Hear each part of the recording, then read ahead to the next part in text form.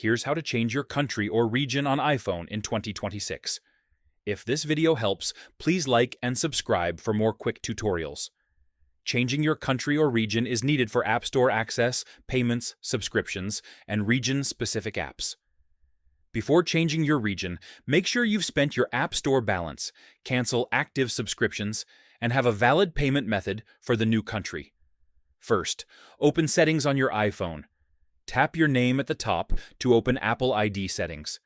Tap Media and Purchases. Then tap View Account. You may need to authenticate. Tap Country/Region to see your current setting. Tap Change Country or Region. Select your new country from the list. Review and accept Apple's terms and conditions. Enter a valid payment method and billing address for the new country. Some regions allow none as an option. Your App Store will refresh and show apps, prices, and content for the new region. You can only change your region a limited number of times per year, so choose carefully. And that's it. That's how you change your country or region on iPhone. Subscribe for more iPhone tips.